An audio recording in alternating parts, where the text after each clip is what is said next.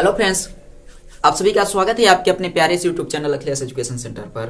दोस्तों, आज हम लोग एकदम नए अंदाज में मिल रहे हैं एक नए टॉपिक के साथ।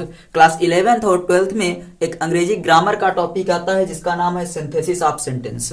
बहुत महत्वपूर्ण टॉपिक है, अच्छे नंबर देता है। नंबर की बात छोड़िए, अगर आप इस टॉपिक को सीख लेते हैं तो आपको समझ लीजिए ग्रामर का एक बहुत बड़ा भाग आपका कवर हो जाएगा। तो इसी को नज़र में रखते हुए हम लोग अब थोड़ा सा इस चीज पर चर्चा करेंगे कि सिंथेसिस ऑफ सेंटेंस क्या होता है, इसको कैसे हल किया जाता है, मतलब कैसे इस सेंटेंस को, ये जो दिए गए सेंटेंस होते हैं इनको कैसे पहचाना जाता है, कितने प्रकार के होते हैं, वाक्य कैसे बनाए जाते हैं, ये सब हम लोग आज सीखने वाले हैं। तो अगर आप सब लोगों का सपोर्ट मिला तो हम लोग इसको कंप्लीट करेंगे। और एक चीज ध्यान रखिए, क्लास 12th में ये बहुत इंपॉर्टेंट या बहुत महत्वपूर्ण भूमिका निभाता है बोर्ड एग्जाम में। चलिए शुरू करते हैं। आपका टॉपिक जो है वो है synthesis of sentence. Synthesis of sentence क्या होता है? तो साधारण हम लोग ये कहते हैं कि to combine at least two simple sentence, two simple sentence without changing their sense और मीनिंग या मीनिंग और sense is called synthesis of sentence. To combine at least two simple sentences, यानी कि कम से कम दो साधारण वाक्यों को जोड़कर एक नया वाक्य बना देना, एक नया वाक्य बना देना जिसमें उसका अर्थ ना बदले और तात्पर्य ना बदले, सिंथेसिस ऑफ सेंटेंस कहलाता है। तो चलिए लिखते हैं to combine at least two simple sentence. इसकी परिभाषा है कि to combine at least two simple sentence, two simple sentences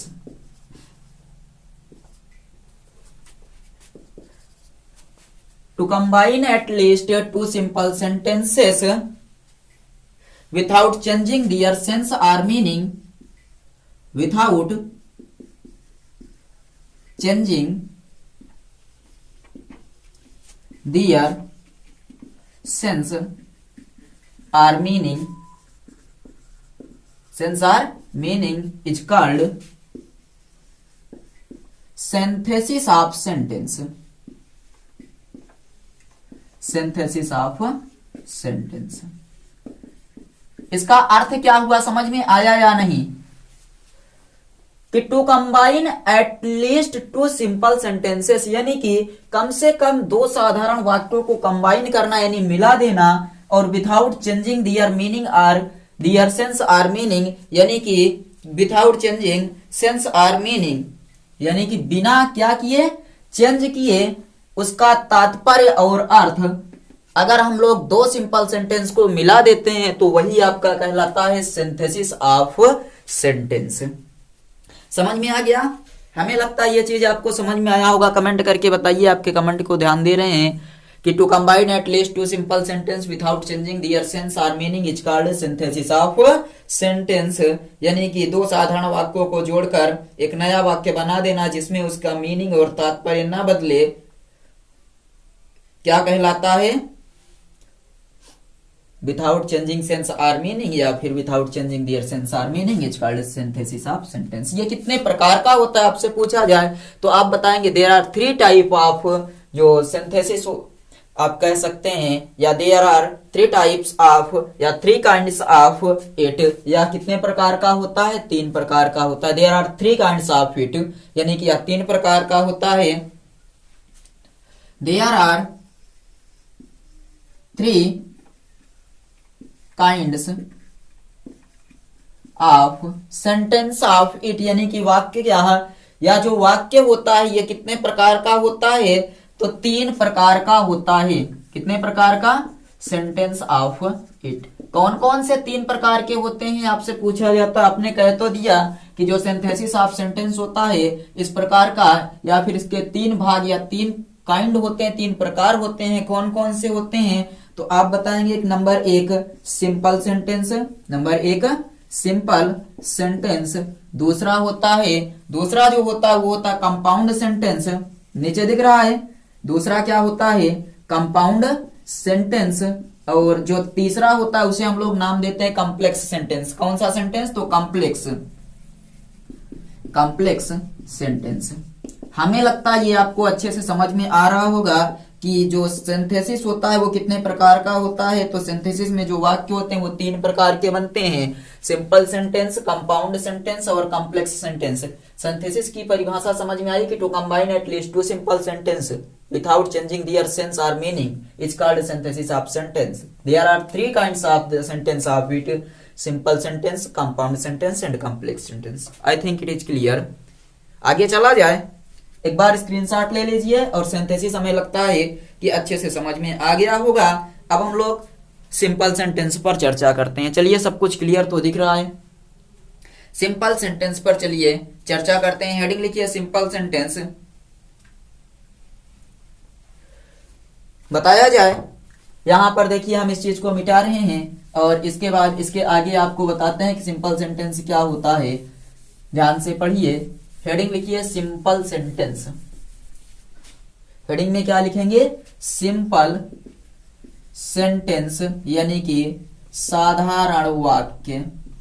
simple sentence में मतलब साधारण वाक्य। और किस चीज में? तो सिंथेसिस में।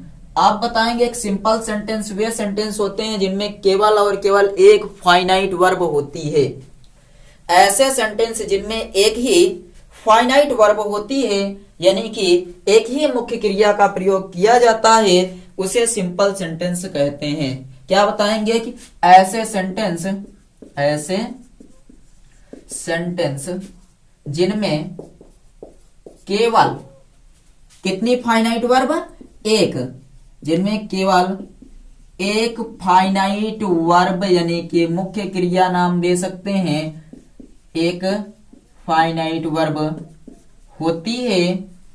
फाइनाइट वर्ब मतलब मुख्य क्रिया होती है, उसे हम लोग क्या कहते हैं? तो ऐसे सेंटेंस जिनमें केवल एक फाइनाइट वर्ब होती है सिंपल सेंटेंस कहलाता है। सिंपल सेंटेंस कहलाता है। बहुत आसान है। थोड़ा सा हम लोग बेसिक पर चर्चा कर रहे हैं, तो बेसिक अगर आपको आता हुआ तो टेंशन मत लीजिए, हम लोग बहुत एडवांस लेवल में जाएंगे। बस थोड़ा सा ध्यान दीजिए, एक बार आपका रिवीजन हो जाएगा कि वे सेंटेंस जिनमें केवल और केवल एक ही फाइनाइट वर्ब होती है उसे हम लोग सिंपल सेंटेंस कहते हैं। जैसे उदाहरण लिया जाए तो शी वांट्स टू रीड या शी वांटेड टू रीड, एक एक फाइनाइट वर्ब होगी तो उसे हम लोग बोलेंगे सिंपल सेंटेंस। जैसे एग्जाम्पल दिया जाए तो बता दीजिए शी वांट्स टू रीड। दूसरा शी वांटेड टू रीड। कितनी फाइनाइट वर्ब है? कितनी फाइनाइट वर्ब है? एक। और आपको वैसे भी पता है कि ये साधारण वाक्य, देखिए एक ही फाइनाइट मुख्य क्रिया का प्रयोग किया गया है, इसलिए ये वाक्य कैसा हो गया? Simple sentence. समझ में आया कि ऐसे सेंटेंस जिनमें केवल एक फाइनाइट वर्ब का प्रयोग किया जाता है या एक ही फाइनाइट वर्ब होती है सिंपल सेंटेंस कहलाता है। और कम से कम 2 सिंपल सेंटेंस को जोड़कर एक नया सिंपल सेंटेंस बना दे या एक नया सेंटेंस हम लोग बना सकते हैं। इसको नोट करिए। उसके बाद फिर आपको एक और पॉइंट लिखा देते हैं कि जब हम लोग क्या करते हैं, ये बताइए इतना क्लियर है या नहीं? इतने पॉइंट आपके क्लियर हो गए हैं या नहीं बताइए?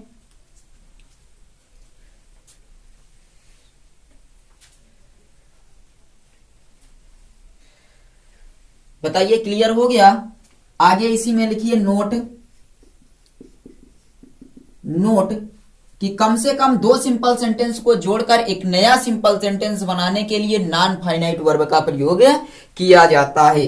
नॉन फाइनाइट वर्ब का प्रयोग किया जाता है। कम से कम 2 सिंपल सेंटेंस को जोड़कर एक नया सिंपल सेंटेंस बनाने के लिए नॉन फाइनाइट वर्ब का प्रयोग किया जाता है। चलिए लिखते हैं, कम से कम 2 सिंपल सेंटेंस जोड़कर, कम से कम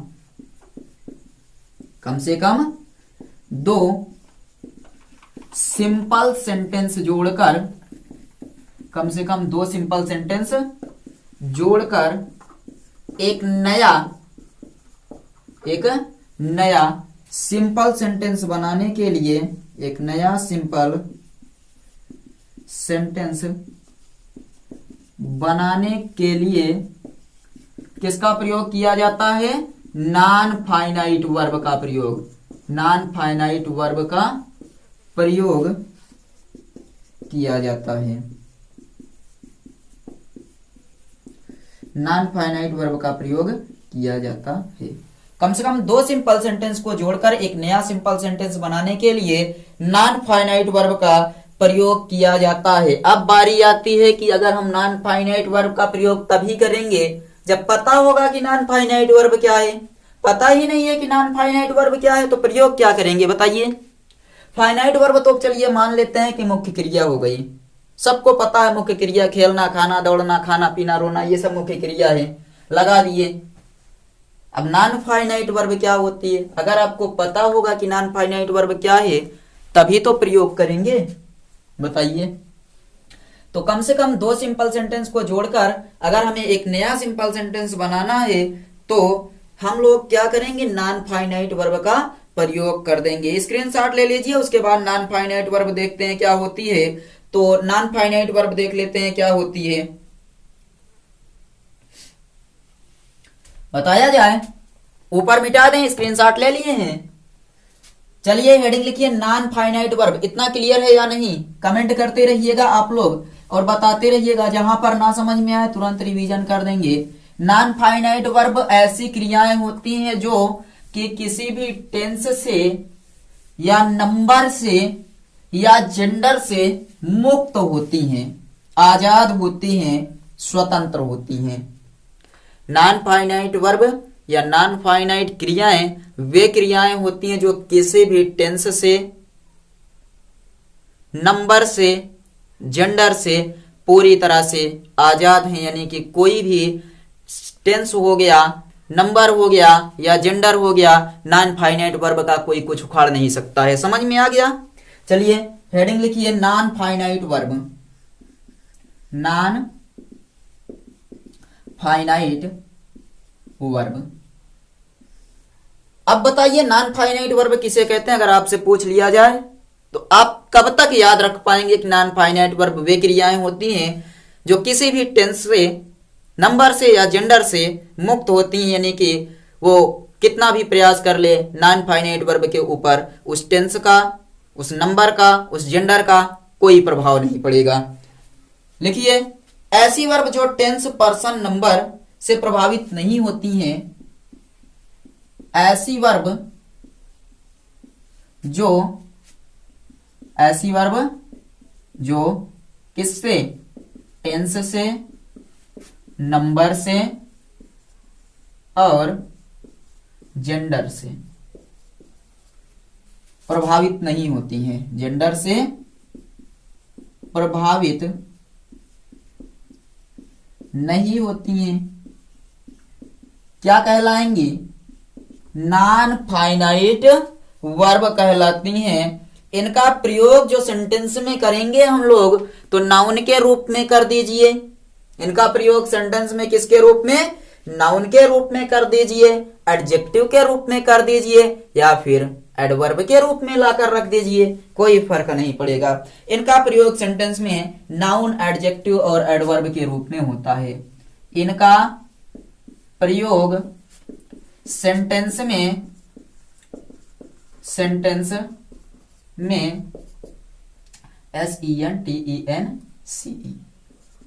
सेंटेंस में किसके किसके रूप में होता है? तो आपको बताया गया नाउन के रूप में होगा, एडजेक्टिव के रूप में होगा और एडवर्ब के रूप में किया जाता है। सेंटेंस में नाउन, एडजेक्टिव और एडवर्ब के रूप में होता है। हमें नहीं लगता कि आपको कोई समस्या आ रही होगी। अगर कोई समस्या आ रही हो तो एक बार कमेंट करिए, आपके कमेंट का जवाब नहीं देंगे। चलिए नॉन फाइनाइट वर्ब किसे कहते हैं? ऐसी वर्ब जो टेंस, नंबर और जेंडर ये तीनों चाहे तब भी इसका कुछ नहीं बिगाड़ सकते हैं। मतलब कि इनका इसके ऊपर कोई प्रभाव ही नहीं पड़ेगा और वाक्य में जब भी इसका प्रयोग किया जाता है तो नाउन के रूप में, एडजेक्टिव के रूप में और एडवर्ब के रूप में इस चीज का प्रयोग हम लोग कर देते हैं। क्लियर है या नहीं बताइए? इस चीज का प्रयोग हम लोग कर देते हैं। और इनके 3 प्रकार हैं, याद रखिएगा।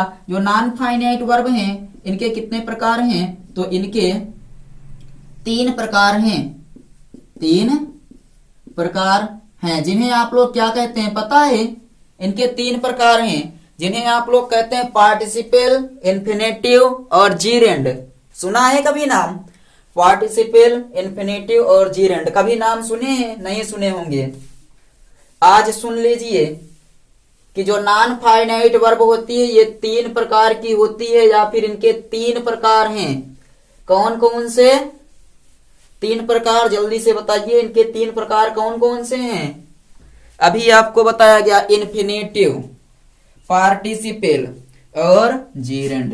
नंबर 1 पार्टिसिपल, जिसे आप कहते हैं present participle, past participle, perfect participle. तो ये है पहला पार्ट पार्टिसिपल। पार्टिसिपल, दूसरा इन्फिनेटिव, दूसरा क्या हुआ? इन्फिनेटिव, और तीसरा जीरेंड। ये तीनों क्या होती हैं थोड़ा सा हम लोग विस्तार से जान लेते हैं, क्योंकि अगर आज इस चीज को आपके सामने लाए हैं तो आपको पता है कि जो आपके सामने हम लाए हैं उस चीज को सिखाकर ही माने हैं। फिजिक्स आज तक चल रहा था, हमें नहीं लगता कि जहां तक पढ़ाए हैं किसी भी टॉपिक में कोई भी ऐसा पॉइंट आया हो जहां पर आपको ना समझ में आया हो। ठीक उसी प्रकार से, क्योंकि अपना तो पूरा विस्तार में चलता है, ऐसे ही यहां पर भी इनके 3 प्रकार हैं, पार्टिसिपल, इन्फिनेटिव और जीरेंड। किनके 3 प्रकार हैं? नॉन फाइनाइट वर्ब के। तो अब पढ़ेंगे सबसे पहला पार्टिसिपल क्या है। तो नंबर 1 लिखिए, पार्टिसिपल। पहला क्या है? पार्टिसिपल। और पार्टिसिपल होता क्या है? पार्टिसिपल क्या होता है ये आप लोग बताएंगे तो साधारण सी बात है, बता दीजिए क्या नॉन फाइनाइट वर्ब का एक भाग होता है। क्या बताएंगे आप? कि यह नॉन फाइनाइट वर्ब का एक भाग होता है। समझ में आ गया? नॉन फाइनाइट वर्ब का क्या होता है? एक भाग होता है। इसका एक भाग ही तो है, नॉन फाइनाइट वर्ब का एक भाग होता है, और इसका प्रयोग सेंटेंस में एडजेक्टिव या एडजेक्टिव फ्रेज के रूप में किया जाता है। इसका प्रयोग सेंटेंस में यानी वाक्य में एडजेक्टिव या एडजेक्टिवल फ्रेज बोले या एडजेक्टिव फ्रेज बोल दें, एडजेक्टिव फ्रेज के रूप में, एडजेक्टिव फ्रेज के रूप में किया जाता है। बहुत गहराई में जा रहे हैं, लगभग 500-600 किलोमीटर नीचे गहराई में। एक एक चीज सीखेंगे। पहले सिंथेसिस देख लिए, सिंथेसिस के प्रकार, उसमें पहला प्रकार जो आपका आया था उसी के आगे विस्तार से चर्चा कर रहे हैं। जैसे आपको पहला प्रकार बताया गया सिंपल सेंटेंस, फिर बता दिया गया सिंपल सेंटेंस क्या होता है और सिंपल सेंटेंस में क्या क्या प्रयोग किया जाता है। फिर वहीं पर उसी के और अंदर जाकर हमें पता चला कि सिंपल सेंटेंस जो होता है वो यहाँ पर आपको उसी में एक नॉन फाइनाइट वर्ब मिल गया। नॉन फाइनाइट वर्ब 3 प्रकार के देख लिए, कौन कौन से? Participle, infinitive, जीरेंड। अब पार्टिसिपल देख रहे हैं कि पार्टिसिपल या नॉन फाइनाइट वर्ब का एक भाग होता है। इसका प्रयोग सेंटेंस में एडजेक्टिव या एडजेक्टिवल फ्रेज के रूप में किया जाता है। एक चीज याद रखिएगा, कमाल की बात यह है कि आपका पार्टिसिपल भी 3 प्रकार का होता है। पार्टिसिपल भी कितने प्रकार का होता है? 3 प्रकार का। तो यहाँ अब इसके प्रकार में भी चलिए, अभी तक तो नॉन फाइनाइट वर्ब के प्रकार में आए कि पार्टिसिपल मिला, अब पार्टिसिपल के प्रकार में गए तो ये भी पता चला कि ये भी 3 प्रकार का होता है। बहुत पढ़ना पड़ेगा। ये भी कितने प्रकार का होता है? 3 प्रकार का। बताइए, इसके 3 प्रकार हैं। इसके कितने प्रकार हैं? इसके 3 प्रकार हैं। कौन कौन से? Present participle, past participle, perfect participle. लिख लीजिए प्रेजेंट पार्टिसिपल, नीचे दिख रहा है, एक बार चेक करने दीजिए। चलिए बगल में लिखते हैं। नंबर 1 प्रेजेंट पार्टिसिपल, दूसरा पास्ट पार्टिसिपल और तीसरा परफेक्ट पार्टिसिपल। इनको भी पढ़ेंगे, देखते रहिए। अभी आपको कितना गहराई तक ले जाते हैं, अभी 1000 किलोमीटर नीचे और चलना है। परफेक्ट पार्टिसिपल इतना विस्तार देखे नहीं होंगे। प्रेजेंट पार्टिसिपल, पास्ट पार्टिसिपल और परफेक्ट पार्टिसिपल। समझ में आया? ये पार्टिसिपल का प्रकार है कि ये 3 प्रकार का होता है। अब स्क्रीनशॉट लीजिए, फिर प्रेजेंट पार्टिसिपल पर चलते हैं, देखते हैं प्रेजेंट पार्टिसिपल का है।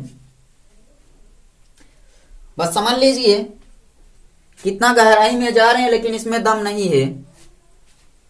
गहराई में जा रहे हैं, इसमें दम नहीं है। चलिए मिटा दिया जाए, स्क्रीनशॉट ले लिए हैं। और अब हम लोग यहाँ हेडिंग क्या लिखेंगे? आप लोग बताइए हेडिंग क्या लिखेंगे? प्रेजेंट पार्टिसिपल, क्योंकि पार्टिसिपल के 3 प्रकार होंगे, तो हमें ये जानना होगा कि ये 3 प्रकार क्या हैं। अभी आपसे पूछ लें, बताओ प्रेजेंट पार्टिसिपल क्या है? पता नहीं क्या है, तो हेडिंग लिखिए। कैसे नहीं पता? पता होना चाहिए। प्रेजेंट पार्टिसिपल 11 12 दोनों वाले पढ़ सकते हैं, दोनों क्लास के लोग, क्योंकि 11th में भी सिंथेसिस है और 12th में भी सिंथेसिस है। प्रेजेंट पार्टिसिपल, तो इसमें एक चीज बताइएगा कि इसमें जो पार्टिसिपल होता है, इस पार्टिसिपल और फाइनाइट वर्ब के बीच टाइम का कोई अंतर नहीं होता है। प्रेजेंट पार्टिसिपल और फाइनाइट वर्ब के बीच टाइम का कोई अंतर नहीं होता है। टाइम का कोई अंतर नहीं होता, अर्थात दोनों वर्ब का काम साथ साथ घटित होता है। प्रेजेंट पार्टिसिपल यानी कि इस प्रकार के पार्टिसिपल और फाइनाइट वर्ब के बीच क्या नहीं होता है? टाइम का कोई गैप नहीं होता, टाइम का कोई अंतर नहीं होता, अर्थात दोनों ही वर्ब के जो कार्य होते हैं वो साथ साथ घटित होते हैं। लेकिन जिस वर्ब का कार्य पहले प्रारंभ होता है उसे हम प्रेजेंट पार्टिसिपल के रूप में लिखते हैं। जिस वर्ब का कार्य पहले प्रारंभ होगा उसे प्रेजेंट पार्टिसिपल के रूप में लिखते हैं, उसे प्रेजेंट पार्टिसिपल के रूप में लिखते हैं। और एक्टिव वॉइस में इसकी अंग्रेजी वर्ब प्लस आईएनजी लिखते हैं। Verb plus ING, verb plus ING. और इसका अर्थ जो होता है वो होता है, इसका अर्थ निकलकर आता है कि कर या फिर हुए या हुआ। लिखना शुरू करिए। इस पार्टिसिपल और फाइनाइट वर्ब के बीच टाइम का कोई अंतर नहीं होता है। इस पार्टिसिपल और फाइनाइट वर्ब के बीच टाइम का कोई अंतर नहीं होता है,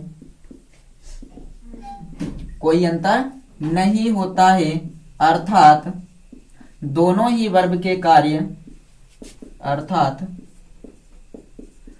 दोनों ही वर्ब के कार्य साथ साथ घटित होते हैं। और आपको बताया गया कि लेकिन जिस वर्ब का कार्य पहले शुरू होगा, जिस वर्ब का कार्य क्या होता है? पहले प्रारंभ होता है, उसे हम प्रेजेंट पार्टिसिपल के रूप में लिखते हैं। लेकिन जिस वर्ब का कार्य, जिस वर्ब का कार्य पहले प्रारंभ होता है, पहले प्रारंभ होता है, उसे हम किस रूप में लिखते हैं? प्रेजेंट पार्टिसिपल के रूप में। उसे हम प्रेजेंट पार्टिसिपल के रूप में लिखते हैं। क्लियर? कि टाइम का कोई गैप नहीं होगा इस पार्टिसिपल और फाइनाइट वर्ब के बीच, पहली बात। दोनों कार्य साथ साथ घटित होंगे और जो जिस वर्ब का कार्य पहले प्रारंभ होता है उसे हम प्रेजेंट पार्टिसिपल के रूप में लिख देते हैं। और एक चीज याद रखिएगा, एक्टिव वॉइस में इसकी अंग्रेजी वर्ब के फर्स्ट फॉर्म प्लस आईएनजी लिखते हैं, यानी एक्टिव वॉइस में इसकी अंग्रेजी वर्ब प्लस आईएनजी के रूप में लिखते हैं। और इसका एक अर्थ निकलेगा, इतना क्लियर है कि एक्टिव वॉइस में इसकी अंग्रेजी क्या लिखते हैं, वर्ब प्लस आईएनजी के रूप में लिख देते हैं। और जो इसका अर्थ होता है वो कुछ इस प्रकार से निकलता है।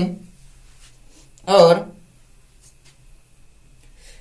एक चीज और लिख लीजिए, पैसिव वॉइस में इसकी अंग्रेजी बीइंग प्लस वर्ब का थर्ड फॉर्म, एक्टिव वॉइस में इस रूप में लिखते हैं, तथा पैसिव वॉइस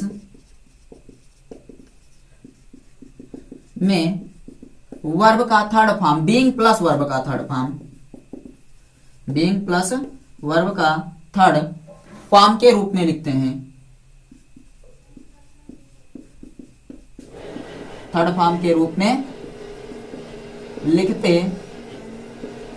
क्लियर है कि एक्टिव वॉइस अगर आएगी तो हम लोग वर्ब का फर्स्ट फॉर्म प्लस आईएनजी करेंगे, और पैसिव वॉइस अगर आ जाएगा तो क्या करेंगे, वर्ब का थर्ड फॉर्म प्लस आईएनजी। याद रखना है कि एक्टिव वॉइस में अगर लिखना हुआ तो वर्ब का first form plus ING, passive voice में लिखना हुआ तो वर्ब का थर्ड फॉर्म प्लस ये बीइंग प्लस वर्ब का थर्ड फॉर्म का प्रयोग कर देंगे।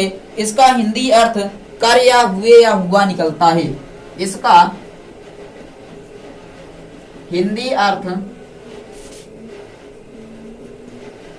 कर या हुए या हुआ निकलता है।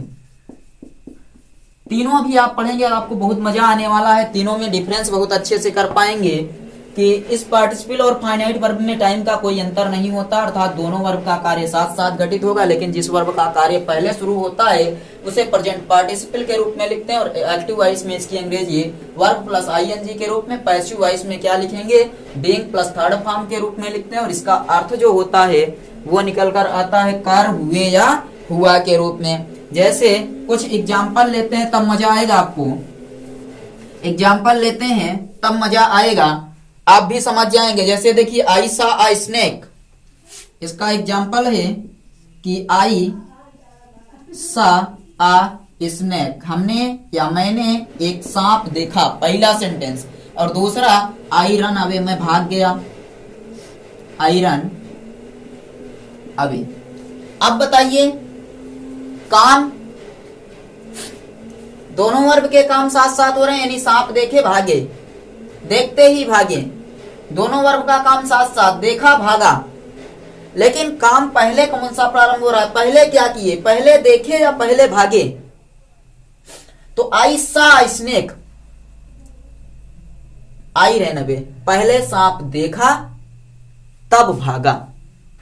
अर्थात आप कहेंगे कि सीइंग आ स्नेक,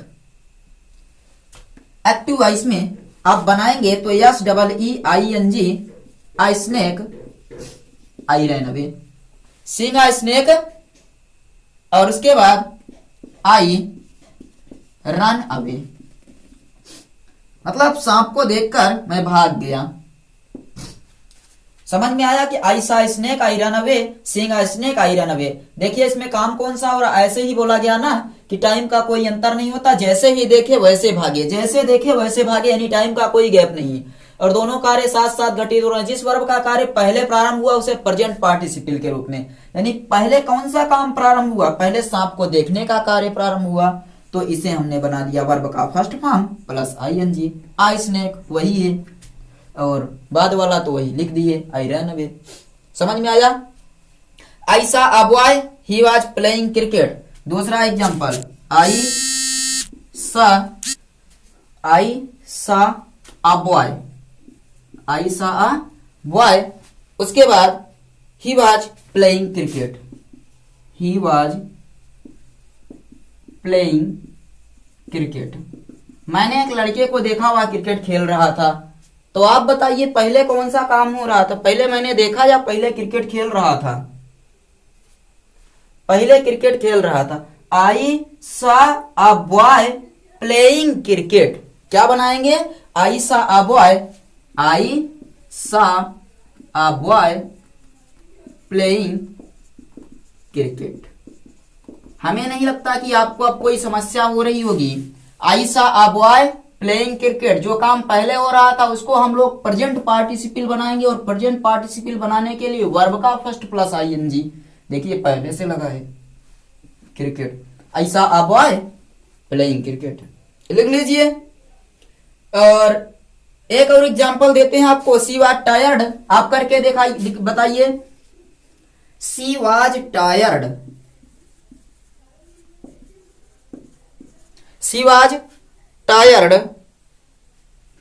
TIRED।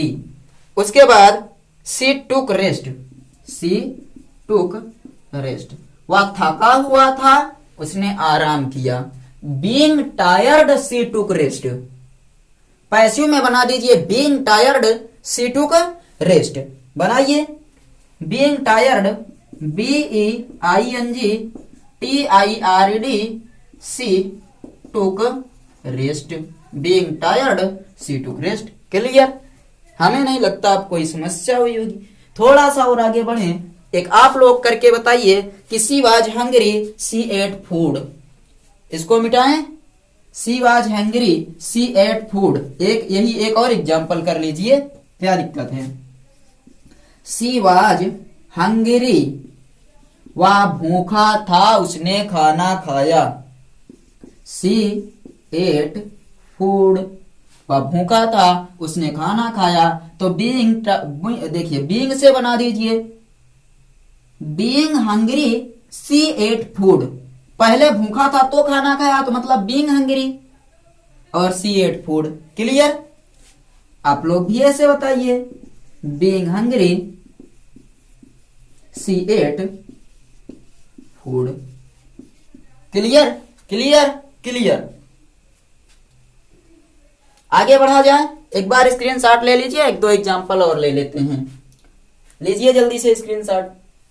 चलिए एक दो एग्जांपल और लेते हैं, थोड़ा सा आगे बढ़ते हैं। और अगर आप लोग इस पर रिस्पॉन्स दिए, अगर आप लोग इस पर रिस्पॉन्स दिए तो पूरा सिंथेसिस करवा देंगे, गारंटी लेते हैं। अगला देखिए, द पुअर मैन वर्कड। अगला example, the poor man worked, और इसके आगे ही लाफ्ड, ही लाफ्ड, और ही थस स्पेंड हिज लाइफ, ही थस स्पेंड हिज लाइफ। यानी कि पुअर मैन गरीब है, पुअर मैन वर्कड, गरीब आदमी कार्य करता है, वह हंसता है, इस प्रकार अपना जीवन व्यतीत कर रहा है। तो working and laughing, working and laughing कर सकते हैं। Working and laughing the poor man spend his life. बना दीजिए working and laughing the poor man